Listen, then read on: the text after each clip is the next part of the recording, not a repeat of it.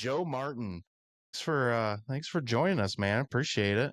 No, man, appreciate the opportunity. Hopefully, I don't sound too dumb, and we can cover some things that have been beneficial for our department, the area, and I talked to Kim Denton earlier. We're not live yet, are we? Or whatever. Are we recording? We are recording, yeah. Perfect.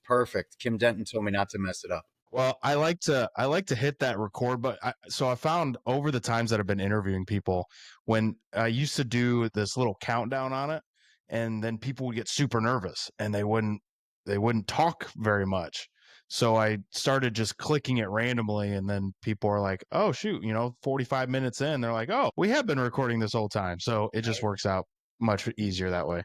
I just didn't want to start letting the f bomb fly every 5 seconds. I'll try to do it only every 20 seconds. There's zero filter on this show, so say what you want. Boy, I that's haven't developed a filter yet. 20 years in the fire service. I have none. You can ask any of my employees. I'm the one that I love the environment of thick skin, ball busting, chop busting. So Well, I was a well-behaved young boy until I joined the fire service. So Get out of here. You're full of it. So, Joe, why don't you start by just telling us a little bit about yourself, where you grew up, and how you got into public safety? Yeah. So from Griffith, Indiana, still born and raised, still here, still a region rat in Northwest Indiana, up in what Indianapolis, I think they most likely think we're the armpit of the state, but we're the best blue collar employees and workers anyone can find up here in NWI.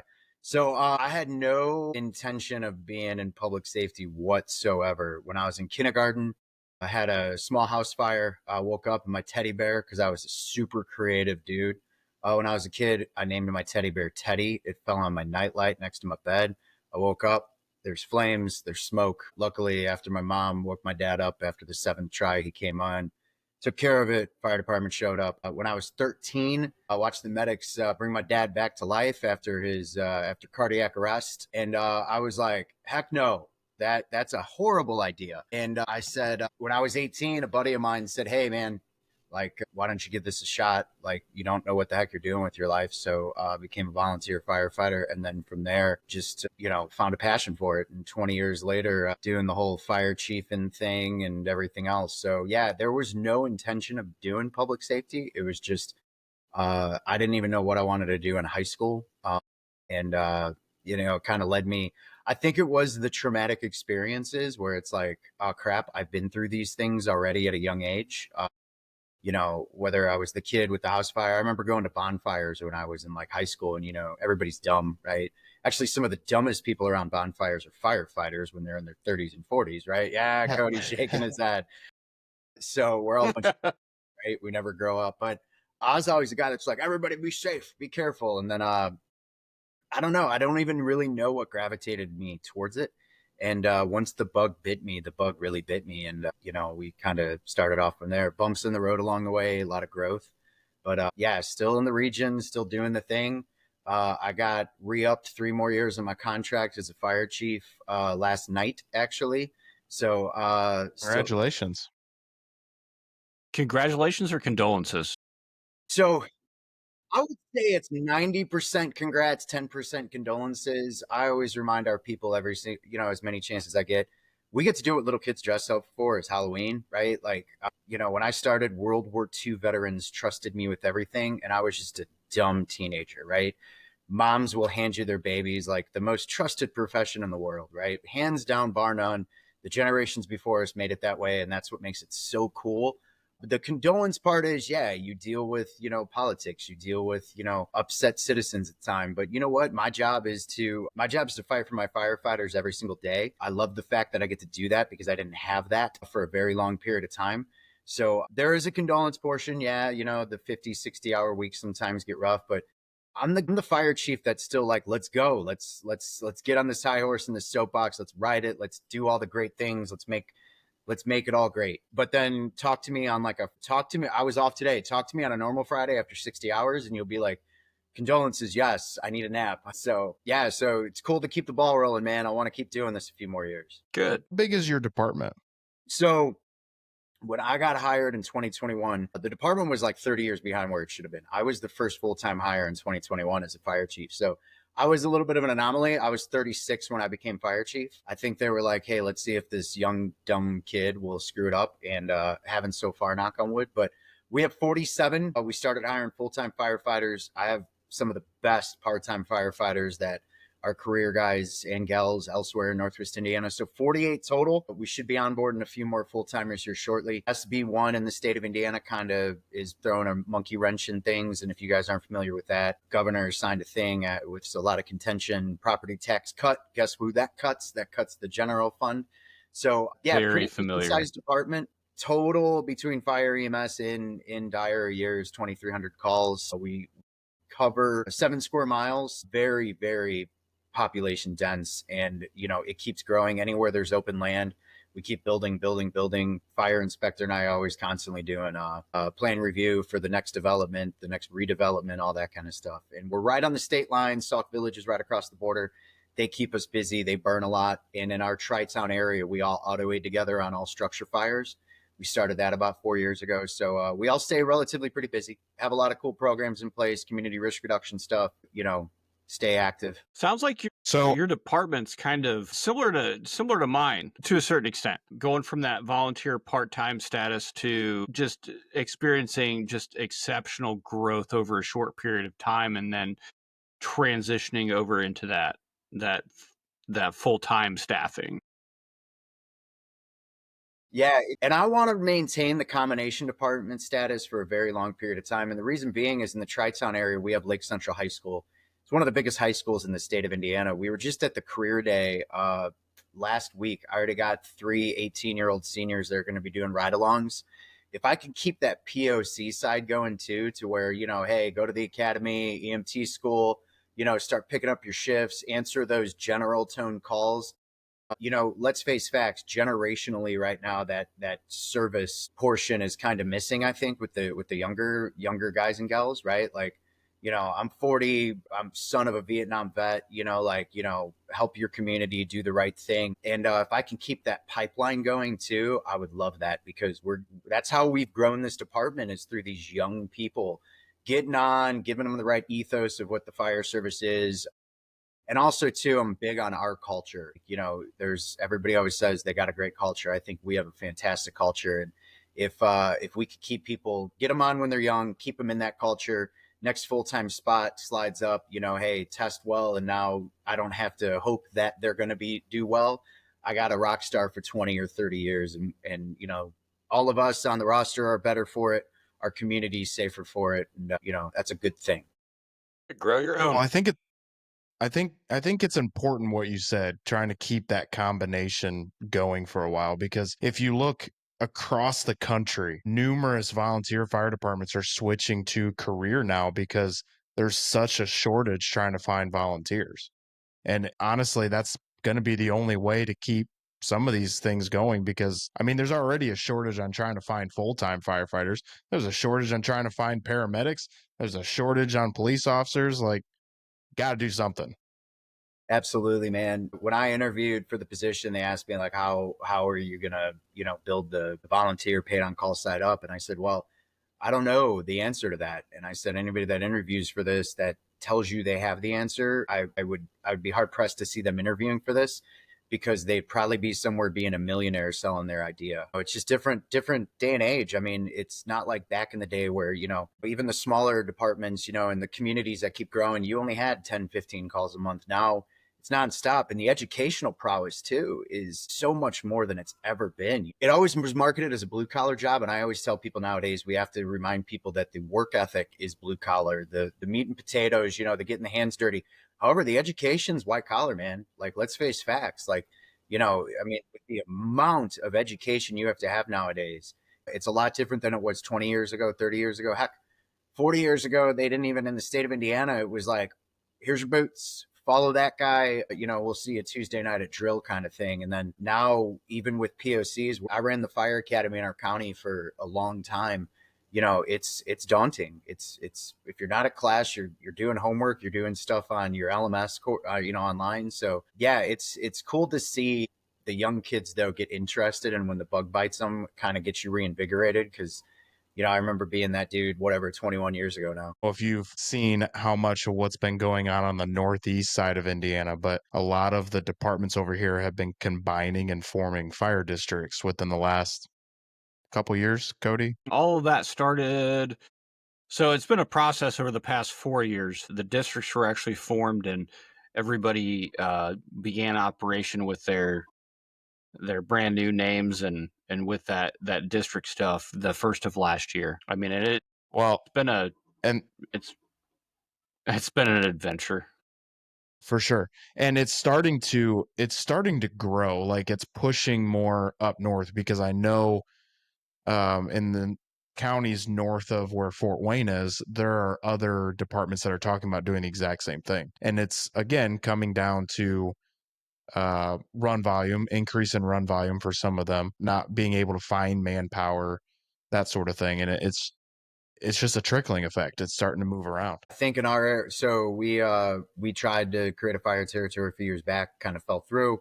Don't want to get into the semantics of that, depending on who's going to end up watching this thing, but I firmly do believe in my heart of hearts over time, like the solution is going to be fire territories. I know SB1 did some things that I can't quote 100%. I know that it kind of impacted some territories, at least capped the assessed property value for territories. I don't know if it negatively did, but over time, I think that's going to be a big solution to a long-term project problem of how do we continually fund these fire departments? Because let's face facts, unless you're running, an ALS ambulance service in a very socioeconomically well-off community, we're a drain on the general fund. Right? That's how everybody views it. Like, what do we bring to the table other than, obviously being there for people in their worst days and a lot of other things? But territories are, to me, the long-term solution to a lot of those things, whether it be urban, suburban, rural, it does not matter. I think territories is going to be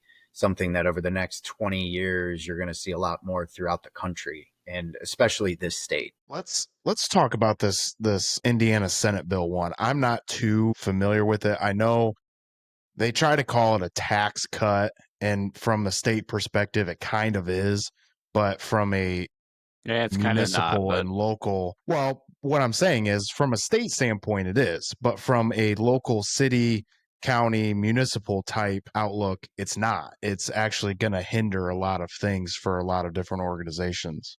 I think the three organizations that are going to get hit the hardest in any area in the state of Indiana is going to be police, fire, and schools, right? So SB1 is, and I don't know the exact percentages, but like me, I got a nice home. You could see I'm in my little basement movie theater. You can see my movie posters in the background. And yes, that is It's a Wonderful Life because I'm old school. It's awesome. Hey, it's a good movie though. Stewart, man, that guy's like an American, the treasure, dude. Brigadier General of the Army Air Corps by the time or Army Air Force or Air Force by the time he retired. But what it's going to do is it's going to obviously give a break on all of our property tax, which is great.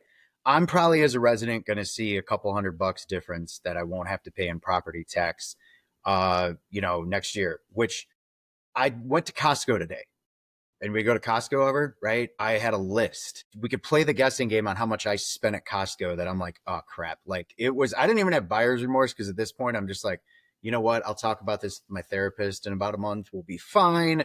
But for the bulk majority, like it's a couple $100 is it's not bad. Go to the vacation fund, put in the kids' college fund. However, multiply that by every single house in your community. They put a cap on commercial structure property tax too. Now we're going to have even bigger issues with the general fund and who gets funded through the general, police and fire, right? The work to make it worse going on politically, whether it be on a state level or national level, what it's on hold, AFG grants, right? So those departments that need those new radios, those new SCBAs, the new extrication equipment, right? So there's a lot of things going on right now that are having pretty bad impacts on us. And I know they stressed me out as a chief. A couple days ago, I was looking at the 2026 budget because yes, it's April and I'm already getting ready for 26, right? And I stared at it for maybe 20 minutes and I didn't know what to do. Like, because you asked for the moon, right? And they're going to tell you like, oh, come on, man. Like, it can only increase X, and you're asking for all of the X. And it's like, of course I am. My job as a fire chief.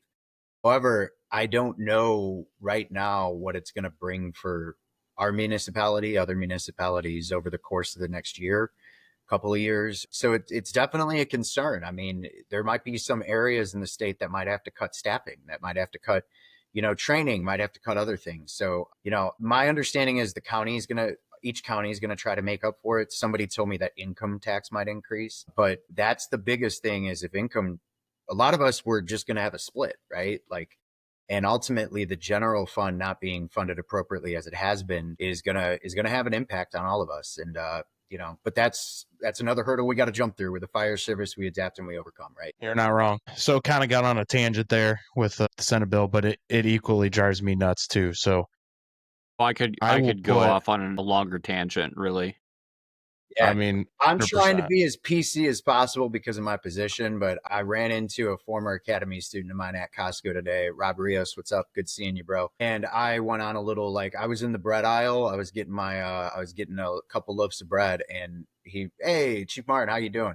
And we started talking about it, and I went on a little bit of a tangent, and I'm sure they heard me in aisle 6. So Yeah, I guess my biggest thing with it is it really it hurts the newer districts and territories that are out there, because if you are a municipality funded, either being a small town or large city, you have the option of creating that extra income tax to make up for the lost revenue from the property taxes.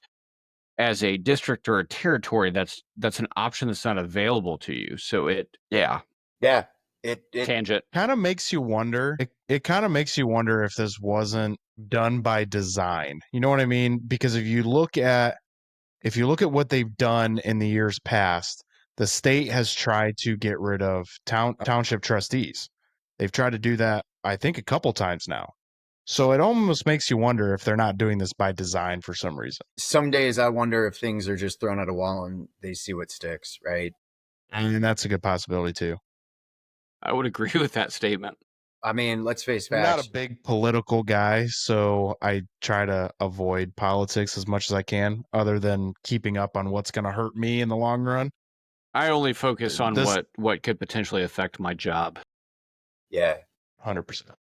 I think I pay most attention to the stuff that, yeah, is going to impact us career wise, right? Impact our firefighters, our ability to serve. And with my dad being a DAV, I always pay attention to what they're doing on a federal level with the VA, right? Because he relies on that kind of stuff. So the rest of it is, to me, is, I wasn't a political hire, which is the coolest part of being the fire chief, right? Where I'm at, I was hired based off my name, and I love that. That's like my most proud portion of it all. Is I wasn't a political hire, so I don't get involved. But we got to pay attention, right? Now, I would be remiss in my position if I don't pay attention to those things that impact my firefighters, and their ability to do their job. I mean, we would all love it if politics was not an issue in any type of public safety, but the reality of it is there is a certain political aspect of Yeah, it, unfortunately. yeah, yeah. And these big decisions that happen, when they impact us, again, we're the ones that show up to people's worst days, and we always do more with less. That's like the fire services way, right? Like, none of us, I've walked into some firehouses in different parts of the country where I'm like, oh my gosh, like, spoiled bougie people, like, you don't even know how good you have it, right? And we've always done more with less. And that's it's not bad. But if it starts cutting staffing too over time and different things like that, that can have disastrous impacts. We obviously want to staff apparatus appropriately. We want to be able to send people to the trainings, do all the stuff. And it remains to be seen how it's going to impact my agency. But it obviously, it's a stressor on me because, that's my job. That's my one and only responsibility, is making sure that I take care of them so they could take care of others. And, if you cut my legs out from underneath me as a fire chief with a decision in a state house somewhere, it's me. Does EMS run with your department? Is EMS and your fire department one thing, or is it two separate entities? Two separate entities. Superior Ambulance, we have a private contract ambulance service for now that runs everything. All of our firefighters are EMTs, paramedics. So your apparatus, our BLS non-transport, I've seen our guys do some pretty amazing things with just the equipment off the apparatus. So we're looking for growth in every capacity over time. And I think where we went from 4 years ago till now is just 180. And I can't wait till we keep spinning those ones just to keep growing this thing. Let's go back a little bit to when you first started. So you started off as a volunteer. What did that look like for you? A lot of cool, like it was, I'll be honest with you, I felt like I was joining a club at first. Everybody was some good people, some people that I still hold near and dear to my heart. The state had just came out with 40-hour basic, which meant you had 40 hours of training and then you're going to emergencies. And I couldn't believe it, man. And my first call ever was my first ever traumatic call that I ever experienced. We did a bunch of, not a bunch, we did 40 hours of training. I mean, PP, SCBA, some hose line stuff, how to hit a hydrant, how to pull a speed lay, how to pull the booster reel off the back, right? Somebody said out loud, they said, "Oh, we should get a couple cars, cut them apart." And I'm like, "All right, cool, whatever. I'm just trying to learn this thing." And they said, once you get done with this extrication thing, learn it. Your 40-hour paperwork's done. You're going to be, here's your pager. You can go to all the calls that get dispatched. And Valentine's Day 2005 got dispatched to still one of the worst accidents I've ever seen. So was I prepared for that call mentally? No. Was I prepared for that call skill-wise? No. So it was a little, it was baptism by fire in a multitude of ways. Now, again, we send people to the academy and they have 400 and some hours of training before they're even, on an apparatus. So, but yeah, a lot of good people. My first fire chief, George Teal, God rest his soul. He was an older gentleman. He was 77 when I started. He actually stormed the beaches of Normandy on D-Day, part of the 89th. Liberated the first concentration camp the U.S. liberated. He was there. Spoke fluent German, so they told him, "Hey, here's an M1 and get to the front line." So a lot of great people, but I was kind of lost. I felt lost, trying to get your bearings. I thought I knew a bunch of stuff because these guys were teaching me things, right? But you don't know what you don't know. And then went to that call on Valentine's Day, and I think that kind of opened up the holy crap, is this for me? And I look back on it now, and it was handled a little bit differently than I think I handle things nowadays when it comes to trauma calls. So yeah, how it looked for me was looking back on it, I'm glad that we don't do that for our personnel when they get onboarded. But again, I don't fault those guys. That's all they had at their disposal, and that's all they knew, right? Do you want to talk about that call? Yeah, absolutely. So the guys nicknamed it "My Bloody Valentine," which, our dark humor, right? Of course. A couple guys up to no good. And I sound like I'm doing the Fresh Prince of Bel-Air intro as I say that. That song's going to be stuck in my head the rest of the Right? You're night. Thank welcome. you for that. You are welcome. I try to remember Will Smith for that, and not the slap at the Oscars. But yeah, so it was a couple guys were just doing some thug stuff. They hit a car, took off. The speedometer on their truck was stuck at 88. They hit head on in the suicide lane and the turn lane. I want to say it was an 86 Chevy Cheyenne. I'm not a biggest vehicle guy. The mom driving that old pickup truck was paralyzed from the waist down. The kid was airlifted. He ended up surviving. But the two guys that hit at 88, the passenger beat the dashboard in with his body. Like it was wicked, man. It was just the blood and the stuff and the smells and the sounds. And I could still remember walking up as the second due engine and hearing that pulsating of the second stage, old school hydraulic, extrication equipment.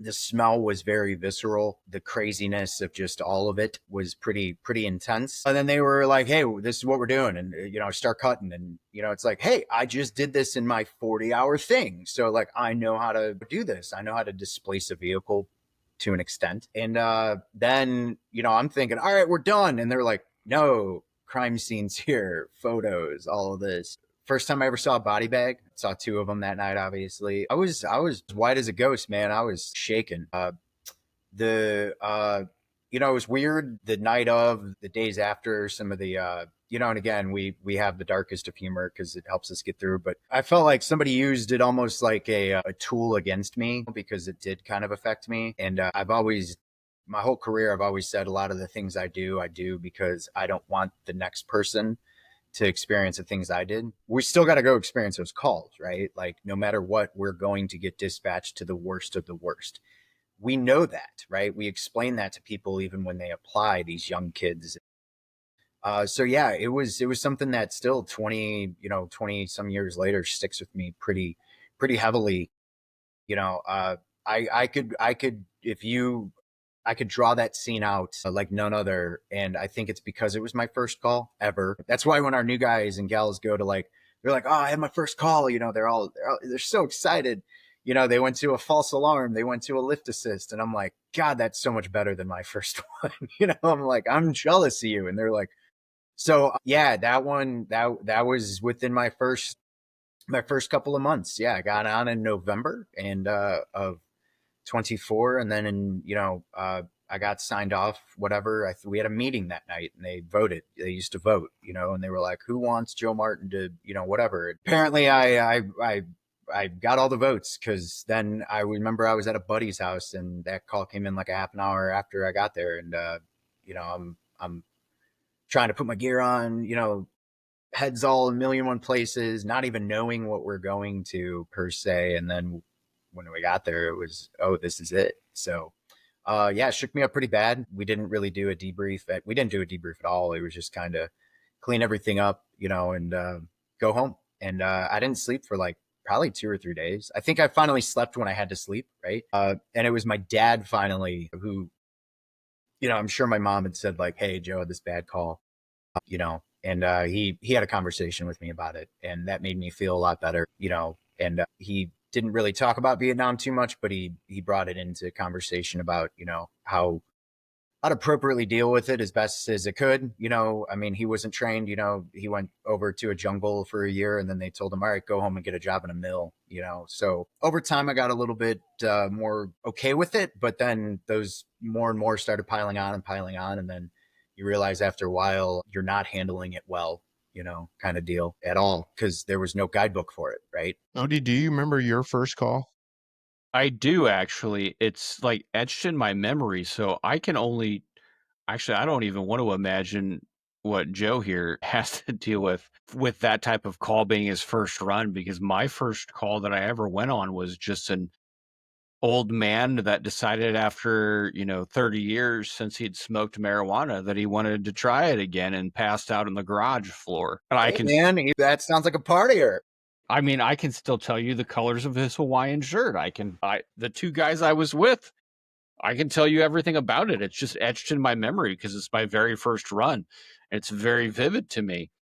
So I can only imagine, experiencing that type of a critical traumatic run being your first run that's crazy. So, ironically, the call that Joe had being his first, that was my last call that I had as a full-time in EMS.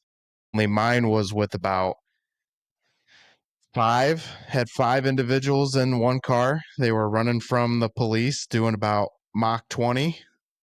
Mock They Jesus. had gone over they had gone through an intersection, and the road that runs north and south, has a very steep crown in the center of it, so it makes it a ramp when you're doing about even 40 miles an hour. And they had ramped that and went headfirst into a tree, exploded the car. None of them were wearing seatbelts.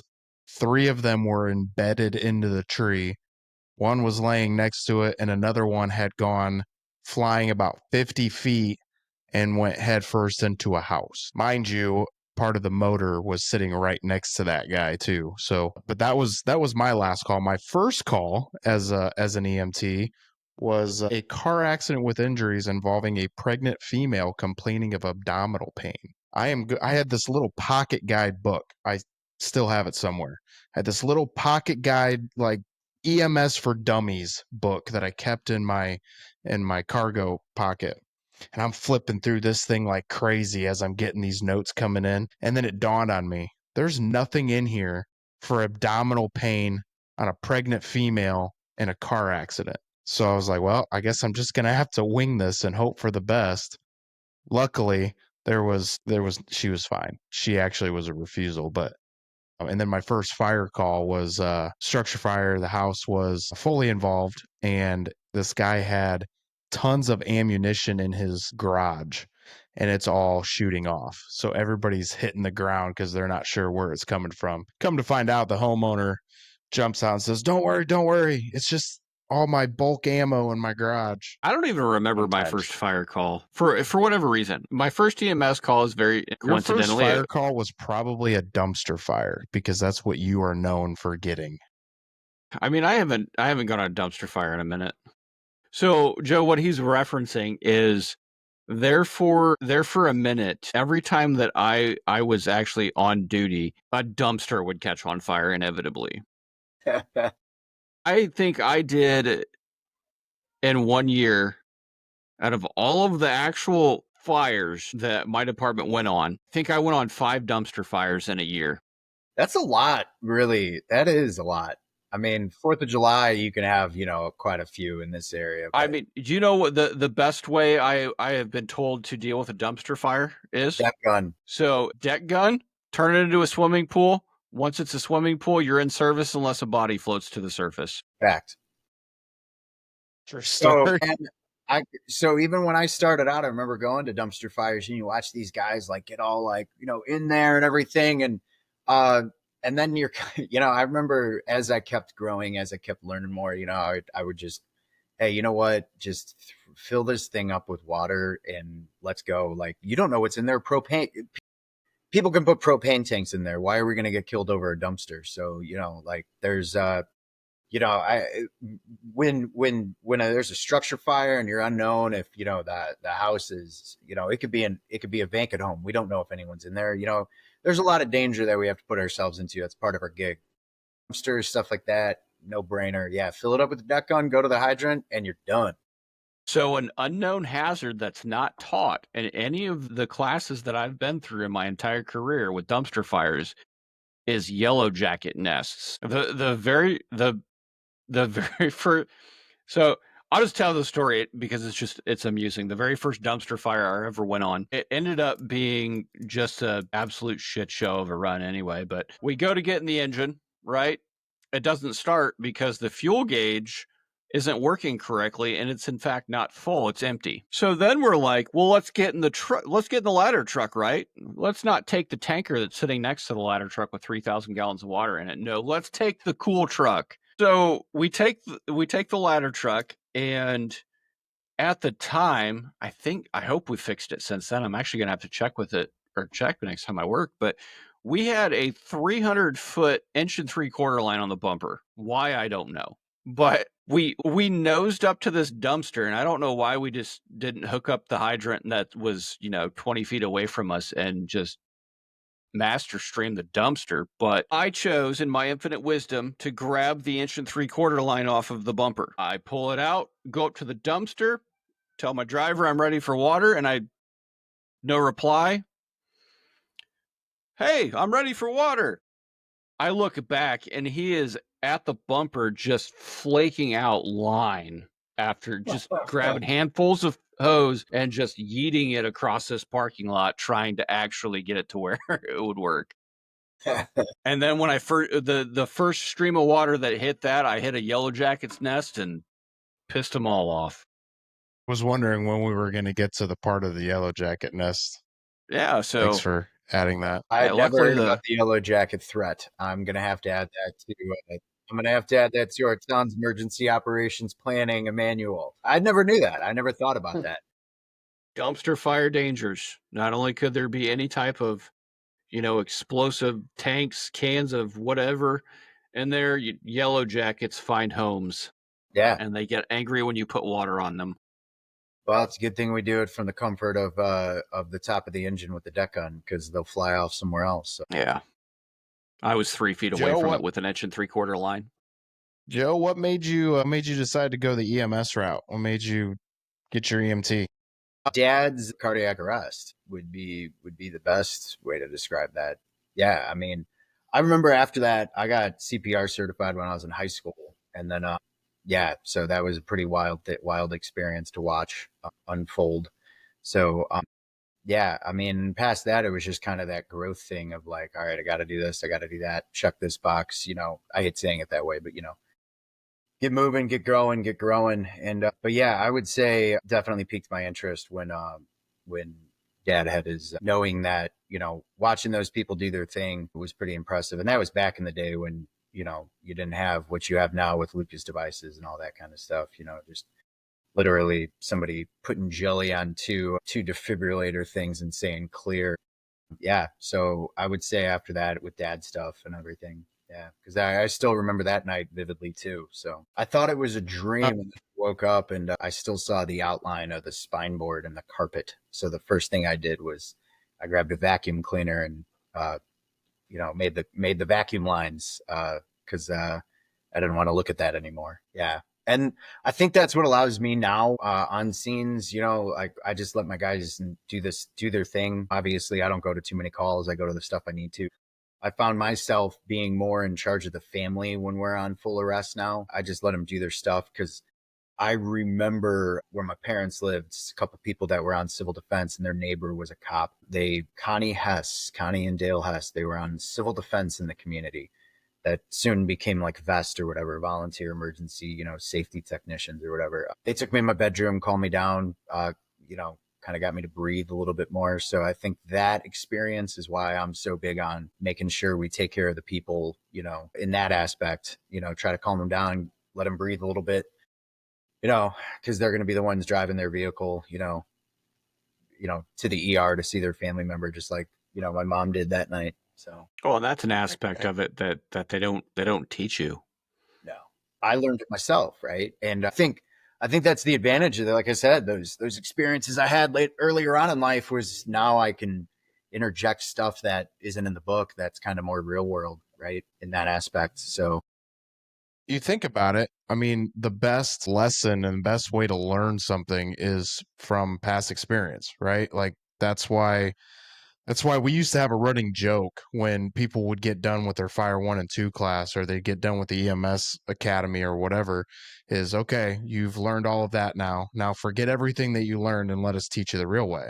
And a lot of that is because we have figured out things that are better and easier to do than what the book is teaching anymore. And a lot of this you have to learn from experience. I mean, the academy does a great job, right? It helps get you prepared for a lot of things and it doesn't prepare you for other things that I think it should, but it gets you prepared for your first day on the job, what to expect on day one. But it's making those calls, it's that repetition, it's that knowing what's on the truck, doing the things that you need to do that nobody is telling you to do. Nobody Very few people come up to you and say, hey, you need to make sure you know what all is on this truck. You need to know it inside and out, how to use it, whatever. Some people need to take the initiative and just do that on their own. And that's pretty much the whole job. well, we do have programs like that in place where I'm at. You have to actually pass we call it a station review. We couldn't come up with anything too creative, but it's the tower ladder, two frontline engines, a reserve engine, and the pickup truck squads, that are BLS. They're going to point to a compartment and you're going to tell them everything that's on every shelf and every apparatus. So while they're, and again, I think it goes back to that. There's so much that we do nowadays. Now, I'll say this, they're told when they start and they're assigned a department mentor, this is what you have to do, right?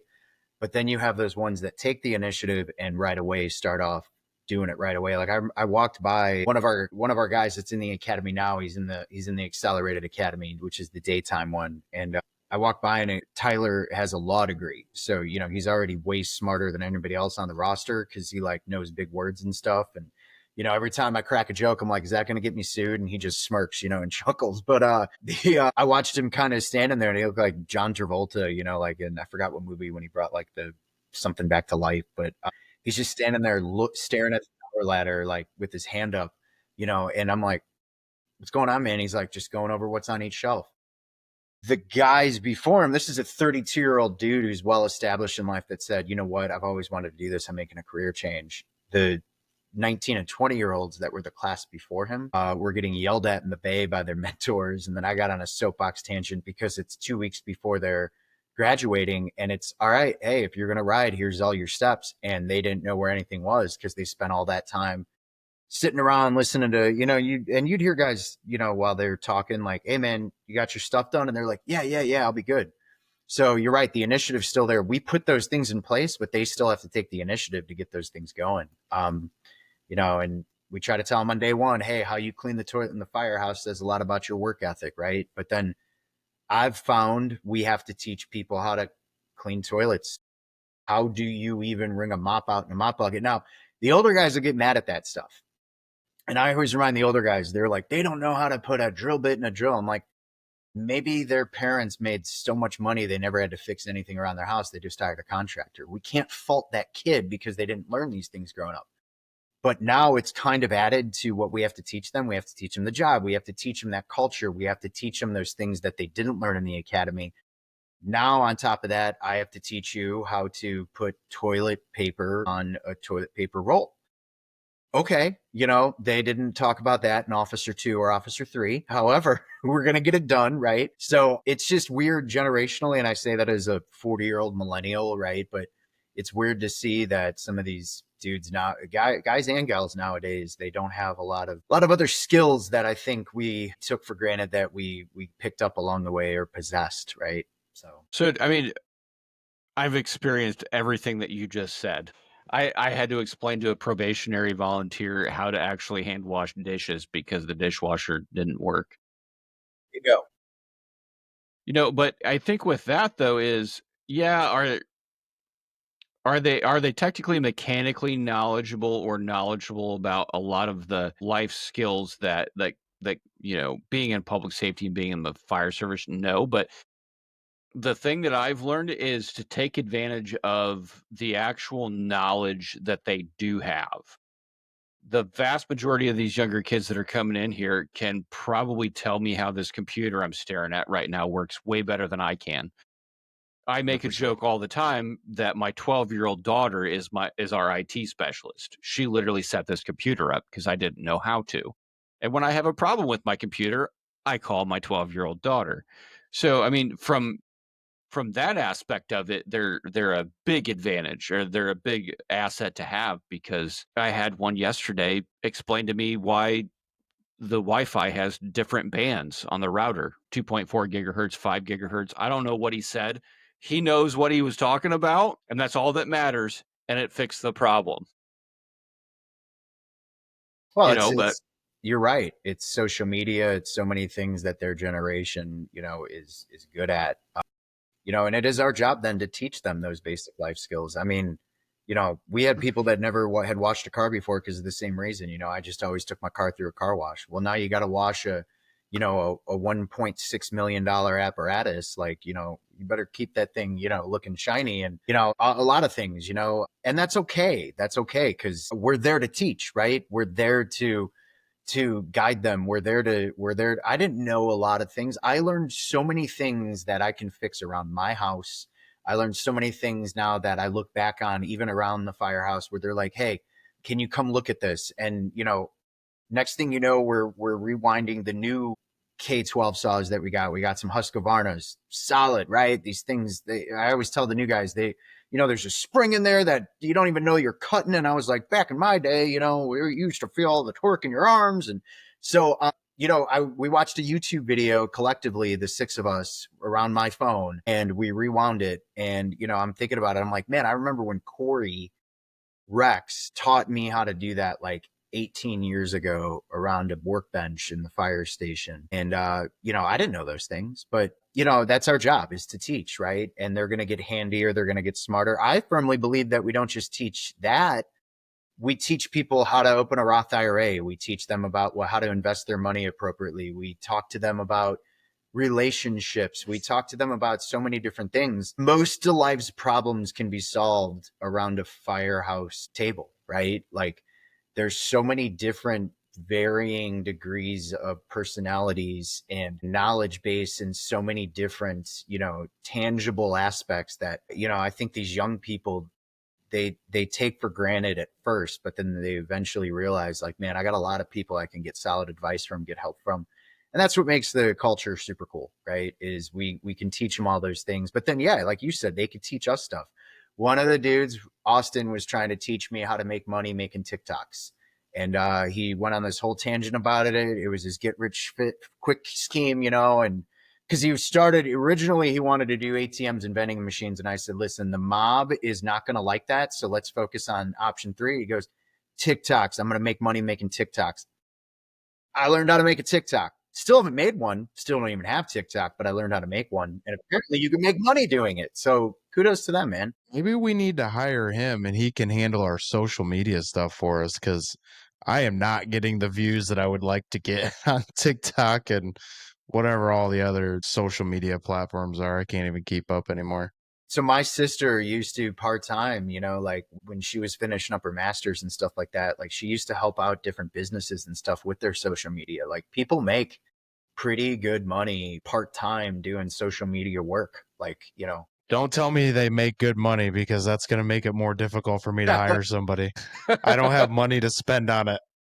I already just told you how well I am with technology, so Yeah, I'm well aware. So I guess moving on into your career, you talked about the first call that you had, and that was clearly a rough one. mm-hmm. What have you learned over the 20 years that you've been doing this on how to handle those tough calls and how to move past them without necessarily just shoving it into a box and forgetting about it? Oh, simple. I mean, the most important part, talk about them, right? Like, for me, and that's, and I'm sure we'll get into the peer support aspect of this, at some point, but like, I think that was the key was what I learned was just bury it down deep inside. That's what they wanted us to do, right? I mean, that's what my dad did. That's what my grandpa did. That's what my great uncles did when they left World War II, was they just buried it, right? Once I started talking about it with people, once I started expanding my network in the fire service through teaching, through taking classes, it was the big key was actually talking about it. We just had a call in uh, January, 9-month-old full arrest, didn't make it. My guys were rock stars. I, as the assistant director of the peer support team, called for the peer support team for me and my personnel and our PD. Everybody was so shaken up over it. And we talked for 3.5 hours. And I think by the end of it, and I know by the end of it, actually, the very next day, the next few days, everybody was back to this, hey, that was rough. But had we all left and just been quiet about it, I don't know how we would be in April right now, right? And I think that was my biggest thing I learned was the talking about it. And it took too long to understand that for me. I buried those things deep because nobody wanted to talk about it, and there was there wasn't even a perceived, there was a complete understanding that there was a weakness if you said, hey, I'm hurting, I'm bothered. And that bugged me more than anything, was that I would be perceived as a weak person or some sort of, I mean, they would call you a pussy because you couldn't handle it. The fact that that was part of the culture in the fire service for so long irks me. And I had mentioned earlier, just 40, 50 some minutes ago, that we're one of the most trusted professions in the world. And the fact that our culture internally allowed us to say, you're weak if you're affected by this call, that to me was one of those things. When I started to move up and started to get saying things, it was one of the biggest things that I wanted to change. Was it's okay to not be okay, right? And it took me a long time to realize those kind of things, that because I was, again, you're young, you listen to these older people that you think are guiding you in the right direction. And with this one, mental health, all of them fell short. They fell really, really short. Again, it was what they were taught, what the generation before them was taught, and my biggest thing was, let's open up, let's talk about this. I'm an advocate on therapy. I have a therapist, Antoinette. You're the best. You've helped me out so much. Tony she's my rock. She's awesome with me. I was on the phone yesterday with the social worker for one of our local PDs, Erica Rios, who I think would be fantastic on your show, by the way. Erica we talked, it was just a quick check-in from two friends talking to an hour's worth of us both just talking about the things that were stressing us out. And by the end of it, it was, all right, love you, love you. All right, have a great weekend, have a great Easter. That wall that was up in our area, at least in Northwest Indiana, that was up for so long that if you talk about this, you're weak. That wall hasn't had a chip in it. We've taken dynamite to it. And I think that's one of the coolest things going on in our area right now is that people know, hey, I got people that I can depend on. So for me, it was definitely not bearing it, but it was talking and therapy and all those kind of things. Not just because I needed therapy, but because therapy has been a huge guide for me on how to deal appropriately with things. Right? Why do I feel this way? And then you listen to somebody with a degree, multiple degrees, tell you this is why, and this is how you can actually recover from feeling that way. And it's like, no wonder there's a book this thick that talks about this that all you have to test on. So yeah, it took a while, but once the wall started coming down, and I got the opportunity to run the academy, the first time when they said, "Hey, you're lead instructor for the academy," that's when we incorporated mental health training into the academy. It was 2016, 9 years ago. Wow, 9 years ago. I feel old now. I ran 8 classes in a span of 6 years, and every one of those classes we talked about it often, and then once curriculum started rolling out, we put the curriculum into it, and we started building up a next generation of fire service and EMS professionals that knew that they still had to go do their job. Like I always tell everybody, you have to be a warrior when that call goes off. You have to be there no matter what on the worst case scenario, on the worst day, seeing and smelling and viscerally experiencing those things. However, when it rocks you, when it shakes you, we got you. We will take care of you. We have things in place now. Emergency EAP isn't just a thing that we have to have litigiously. It's now a thing that's utilized that we actually remind people about, hey, remember your login, remember this, remember that. We now are going to have stronger people in our world and in our profession that can still do the job, do it well, do it professionally, and do it to the utmost of their ability. But at the end of the day, they're going to have the proper health and help that they have. And to me, I think that's one of the biggest steps that we've made in our area. But it took me a while. So again, like we talked about the trials, tribulations, it was me being stuck in that ether of I'm between generations. And then once you got the chance to kind of start having a say in things, I knew that was one of the things that I wanted to have a say in. I think it's Thankfully, awesome that you mentioned. I think it's awesome that you mentioned the old school mentality because that whole, it's not your emergency, it's somebody else's emergency. To me, that's almost as annoying, if not more so, than this is the way we've always done it. Because those two things are the most common and yet hated thing to hear in public safety across the country. And you mentioned taking a dynamite to the wall, and I think that's an awesome analogy. Unfortunately, I think that wall it's much longer than what any of us really realize. And yes, you guys broke that down for your section, and that's the whole point of this podcast, right? Is we're trying to break that wall down across the country so that this is not an issue. And Cody and I are actually part of an organization that is starting up. I'm not going to give too much details on it yet because we're still in the infancy stages, I'm but in. I'm in. that's one of Count the me in. things. What's that? I said I'm in. Count me in. I don't even know what it is, but count me in. But we're trying to do the same thing. So like we're trying to go to these EMS classes, like paramedic classes and EMT classes and whatever, and having those conversations with those students at the beginning, like right before they even start class. And not in an attempt to scare them away from joining, because that's the last thing we want to do, right? We literally about 45 minutes ago just talked about how there's a shortage. So we don't want to scare them away, but the days of letting them find out on their own how horrible the human population can be to one another, that needs to end. And so we're starting there. We're working our way to hopefully fire academies and to hopefully police academies and whatever else, and just try to get that message out there as much as we can. in Northeast Indiana specifically, I think we're doing a lot better with the peer support aspect of it, the debriefs after these critical runs. We're doing better in that aspect of it, but it's the education part of it. You know, initially reaching out to these people and making them aware, hey, you're going to see some messed up stuff, right? It's going to affect you. It's okay that it affects you. These are the steps you need to take if it does. And I agree. I think the peer support is great, and that is clearly growing across the country too. More and more departments are creating some kind of peer support group. And I've always told people, if you even have a hint that you're feeling like, man, that call was just rough, it's starting to bother me just a little bit. I always tell people, just start that conversation with somebody you trust at first. Go to somebody that you trust, that you're close with, a peer.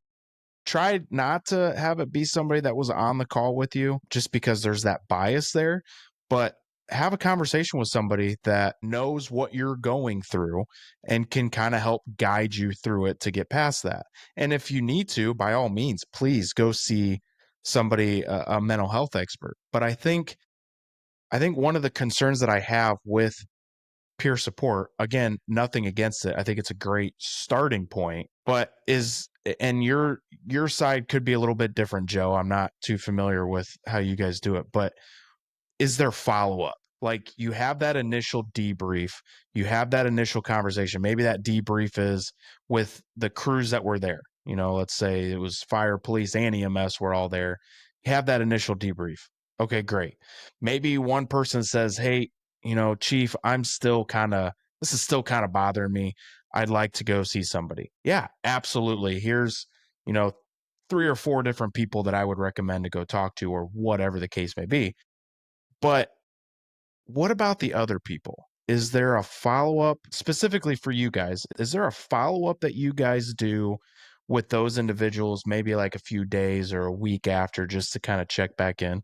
Yes, there is. So our peer support team is not just department based. We're Northwest Indiana First Responder Peer Support Group. So we encompass police, fire, EMS. Well, you had Manny on the show, right? Figueroa, I did. I've Manny. had Manny and Kim both on. Yeah. So like I said, Kim and I were texting earlier. Manny's just such a good dude. Manny and I were He's an awesome guy. yeah. So I've been on peer support deployments with both of them. We did. Do you want me to get into the whole, like, how did this happen and why and all that? Sure. 'Cause I- Sure. So Pat Westbury, P. Wizzy, Lieutenant Westbury out in Maryville Fire. We've known each other for 2 decades now. Patrick, again, I think would be a great person to have on the show as well. Patrick had his own struggles. His dad was line of duty death as a police officer. Patrick, and his brother, both career firefighters in Maryville.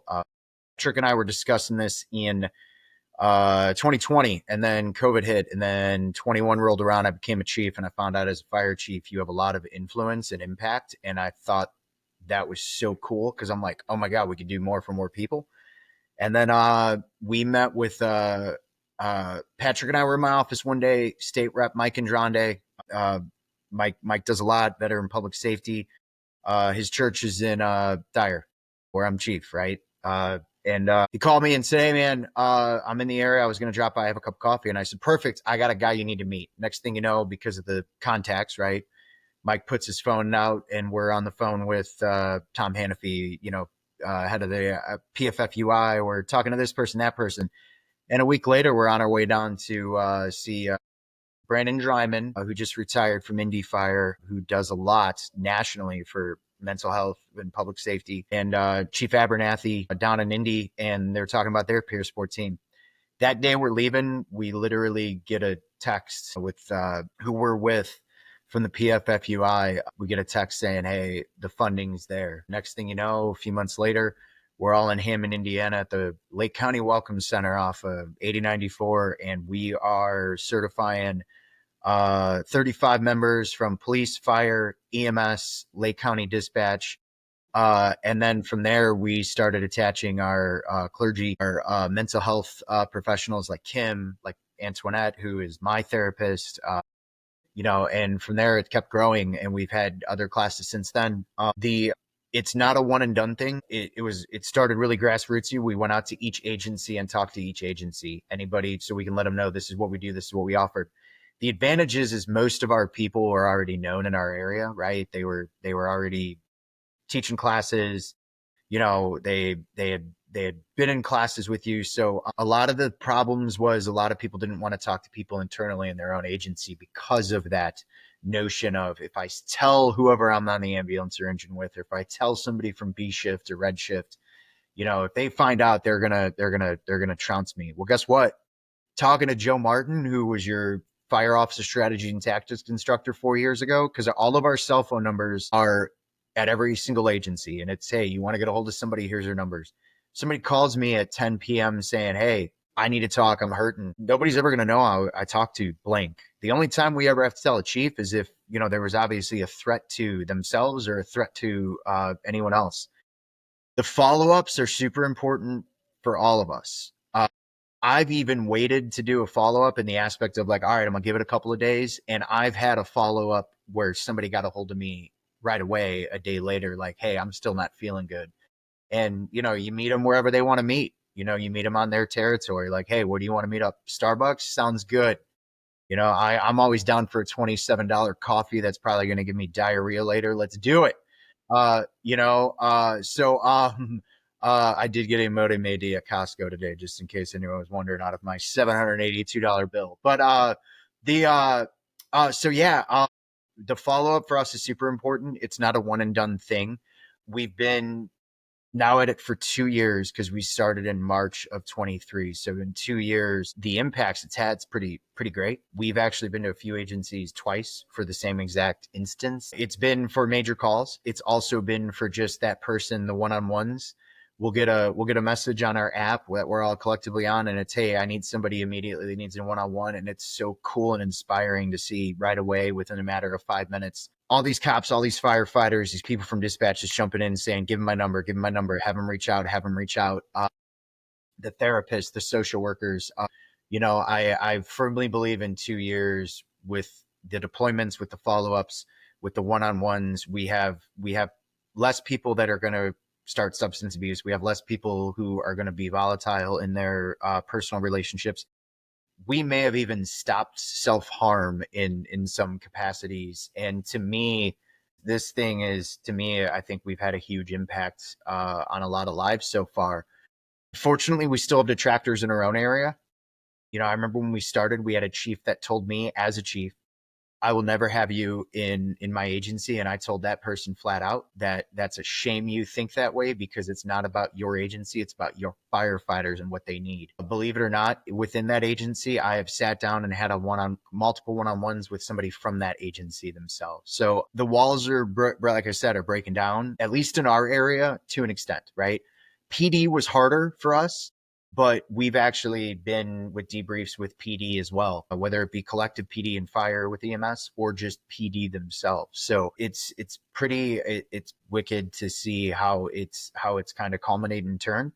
We wanted to do it a little bit differently than most, but the follow-up to me, like you said, is super important. And I know personally, just through my phone number being out there, I could say that there are 8 firefighters within the last year alone, actually 9, because I just talked to one yesterday, that now are seeing therapists based off of just a phone conversation or a sit down with me on why. And I think that's important for us when we're in these positions. Like fire chief, ran a fire academy. It's not, hey, you need to go do this. It's, hey, I, as a fire chief, believe in breathing exercises. I practice yoga nidra. I will stop what I'm doing at work, close my blinds, and do my butterfly hugs and my 4-7-8 breathing so that I can get myself back to normal and be able to focus on what I need to for my people. Once we've kind of broken down those walls again with that whole like old school, like, I'm tough. It's cool. I am tough. I know I am. I got the highest award of bravery by the Indiana State Fire Marshal in June of 2023 for a fire in May of 23. We pulled a guy out of. I don't need to prove my machismo or bravery or toughness to anybody. I've done that for 20 years. I don't need to prove it. What I need to prove is that I'm a human being with emotions and a heart and a mind that has gone through trauma, has seen horrible, atrocious things that humanity can do to one another, or that an accident can do to a body. And that's okay that it's affected me. And it's even better. And I champion the fact that I went out and got the help that I needed. So that was my long tangent about peer support. I know I went into like 7 things. It's my unmedicated ADHD, but like I said, I've been excited about this thing because I want to spiel on about all this stuff. Oh, that's And great. you're also setting that example, right? You're setting the standard for not just your department, but you're playing a role in setting the standard for other departments within Northwestern Indiana. You're showing them that one, the days of, like we mentioned earlier, the days of saying get over it is gone.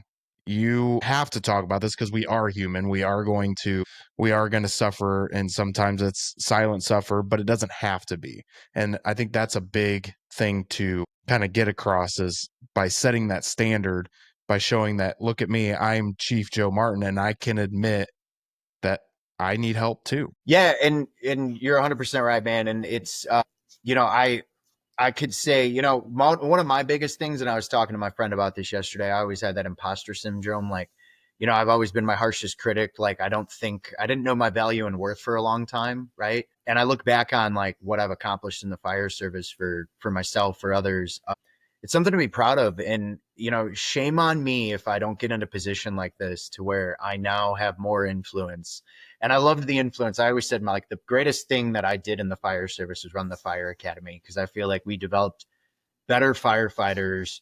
We developed a stronger ethos of what the fire service is, but also we were able to tell them like, hey, go be a warrior, but it's okay to not be okay. In a position like this, if I don't use this platform to try to better every aspect of our firefighters' daily lives, their careers, shame on me, because I watch too many fire chiefs use this position just so they can say, you see these collars? See this?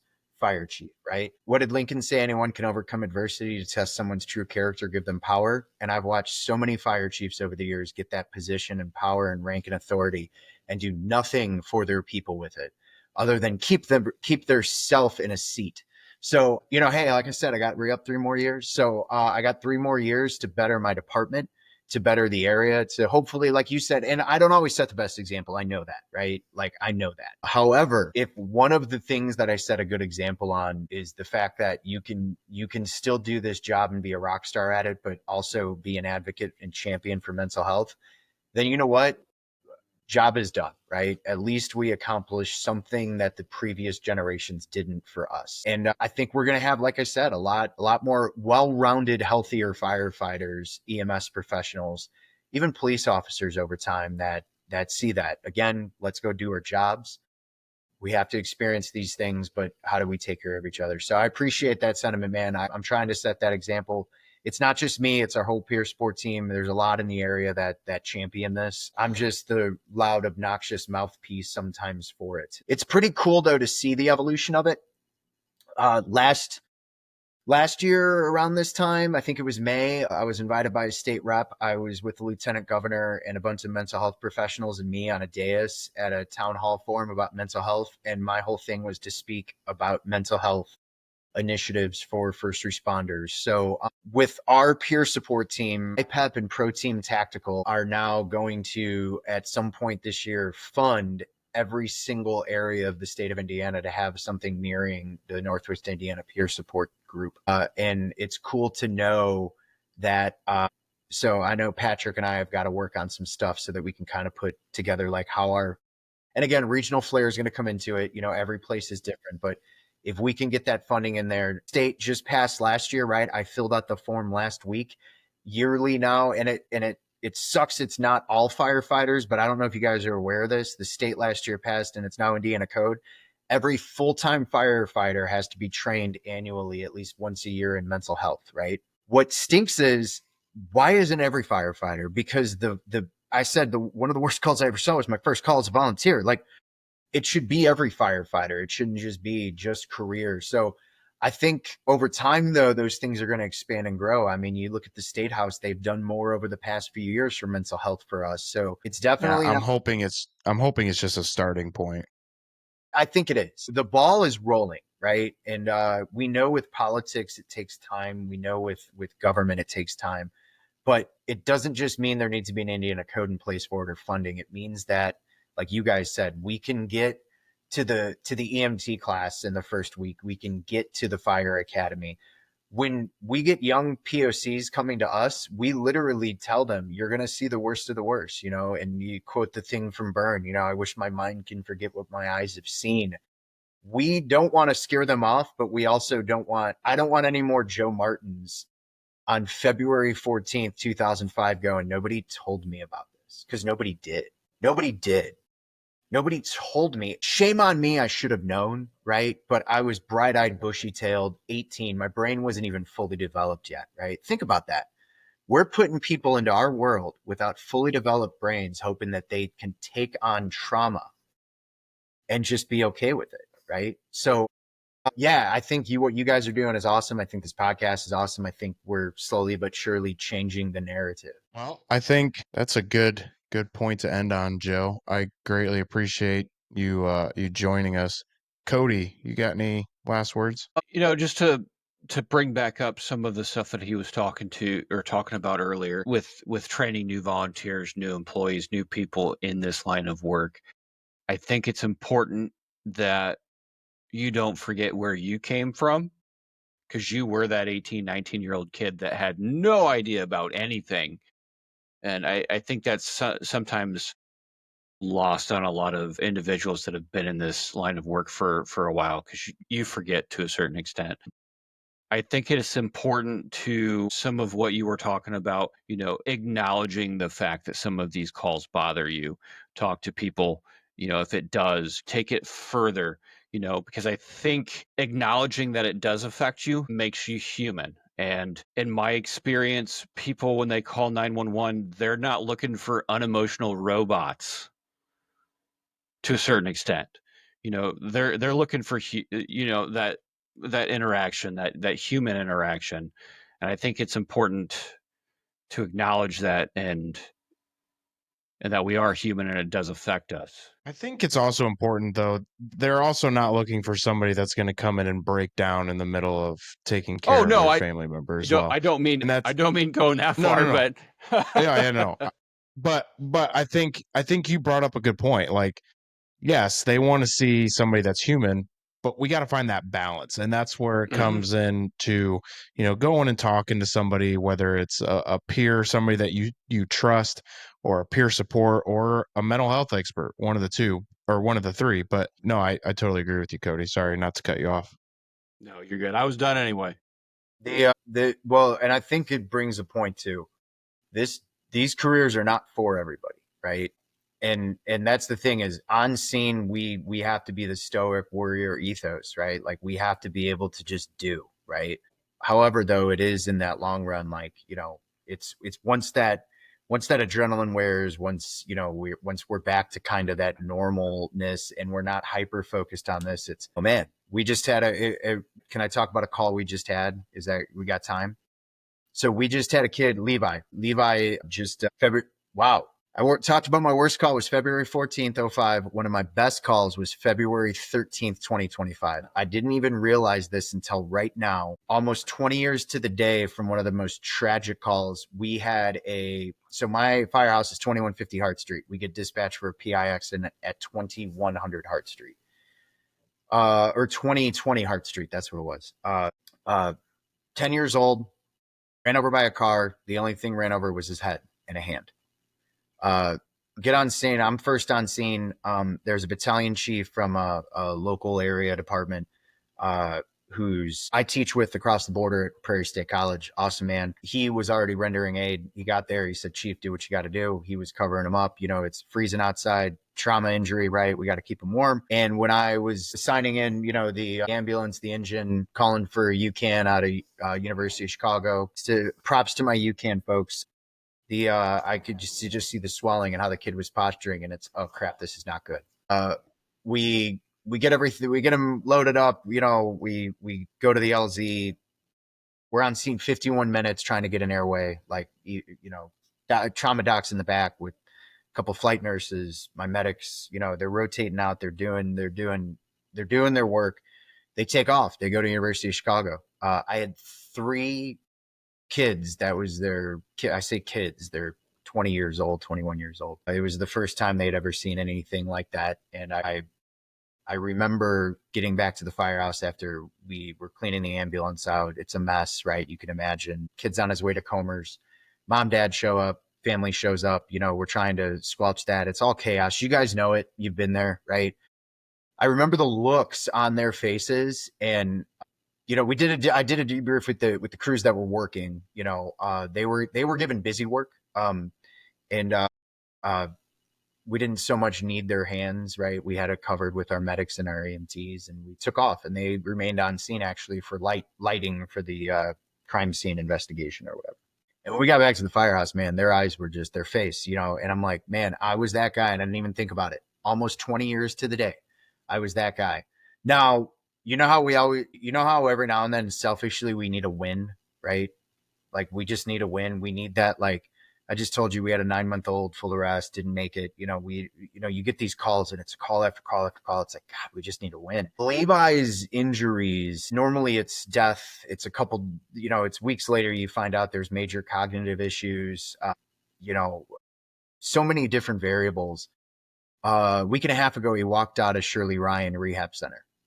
Walked out. In 11 days, Levi and his family are coming to the firehouse. Fire, PD, EMS, UCAN, the trauma surgeons that worked on him at University of Chicago, at Comers and the PICU, we're all going to meet at the firehouse and we're going to grill out. And we're going to chill out together. And I see your smirks on your face, because how often do we get to do that? How Never. often? Rarely ever, if I at feel like all. I have goosebumps. I feel like tearing up. That night I will cry like crazy, I'm sure, multiple times. But we don't get those wins, right? But the fact is like, so Levi's dad, Ryan, would, once we finally made contact, one of the UCAN pilots text me, hey, is it cool if I give dad your number? He would update me and send me these videos. And you know how you have those calls where it just sticks? It sticks, right? Everybody that was on that scene was on a group thread with me, and I would send the videos. Hey, this is Levi today. The day that he got out, his dad called me, and we had just left an auto aid fire. And I'm like, hey, Ryan, what's going on, man? And he goes, hey, I got somebody that wants to talk to you. And it was Levi on the other end of the phone. And I'm just like, I'm trying not to drive my chief buggy off on the ditch and trying to hold it together, not like, and I didn't even realize till just now talking with you guys, out of the last few months, it was almost 20 years to the day of my first call, and one of the most traumatic calls I've ever been through, that, 19 years and 364 days later or whatever, we have another horrible trauma incident that 1 in a billion, right? Everything medically had to come into play perfectly on the street, in the back of the ambo, in the back of the helicopter, and he had 21 doctors waiting for him at Comers in the PICU when he got there. 51 minutes. UCAN usually picks up and they're gone, right? 51 minutes on scene trying to work on this kid. Both the nurses, I know them, they're mothers themselves, right? I had fathers working on this kid, and here we are in a few weeks, we're going to be grilling and chilling with this kid, tossing a football around. One of the biggest wins. And I told his dad we need wins. And that night, his dad said, we left Shirley Ryan and we went back to Comers to meet the nurses in the PICU that worked with him. And he goes, I didn't realize what you meant about wins until they all broke down crying hysterically and said, we never get Levi's, and we needed a win desperately like this. So every now and then, when, I guess the point of this whole tangent is, when you get the wins, you need to definitely celebrate them and remember why we do this job, right? Because if us getting together with Levi tells anybody anything, it's every second we train, prepare, everything we do on scene matters. Because if we miss a step that night, we're not hanging out on the 29th, right? Or we just find out, hey, the kid's in a wheelchair the rest of his life. So, even though we're dealing with losses and all of that, I think it's important for us to celebrate those wins. A lot of people in the fire service think, you shouldn't be doing that, right? When we actually should. We should be celebrating this with this kid and his family. And, hey, who knows, maybe one day that kid is sitting in the same office that I had, and he's running a fire department with the same exact care and compassion and drive towards other people, because he knew that in the middle of a cold, dark street in February of 2025, he had a bunch of people that gave a shit about him and we didn't even know his name yet. I think that's awesome. And I 100% agree with you. I'll kind of close it out with this.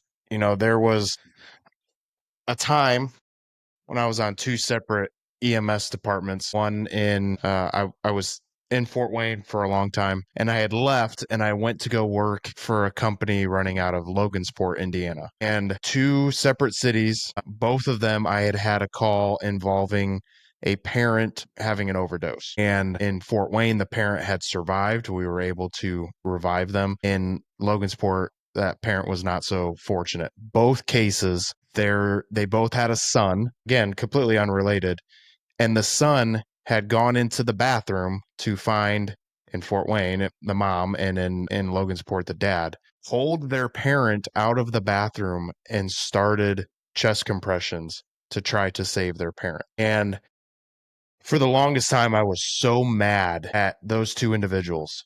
Like I mean, I held on to a lot of stuff in my head, which is not healthy at all. But I was so mad at both of those individuals. And it finally dawned on me. I handled each of those situations the same way. One, we took care of the parent, right? But once there was enough hands on deck, we had to take care of the kid too. This kid had just seen something that no other kid should ever have to be a part of. And they did something. When I tell you they're kids, I'm talking between 8 and 11 years old that knew enough to start CPR on their parent. And I have taken both of those lessons, and I'll continue to do this with anybody I come into contact with. But when I had rookies, I told them, when you have kids on a scene, it is always important how you act on a scene no matter what. But when you have kids, it's especially important on how you act, because that kid is going to go one of two ways. They're either going to go down the exact same path of what their parents went down, or they're going to go down the path that you are showing them, and they could potentially join healthcare or public safety because they saw how you treated them and they saw how you treated their loved one, and they realized that that is something they want to do as well. Don't be a robot. Be compassionate. With that, Joe, man, I greatly appreciate you joining us. This was an awesome conversation. I've been a long time coming. I think both of our schedules kind of played a role in that, but Yes, sir. we'll definitely have to have you back on again. This was great. I'd love to. No, gentlemen, keep up the great work. I know, like you said, you got to keep growing the following, but you're going to do that. You like you just mentioned how we act on a scene. You guys give a shit, and giving a shit matters more than anything. That's the start, right? So you guys are doing a great thing here. Keep it going, keep it growing. I got some folks that, like I said, I think would fit well sitting down and talking with y'all. And keep up the great work. Both of you be safe, and have a happy Easter if you celebrate. Awesome. Thank you. You as well. Mr. Randall, until next time. Yep.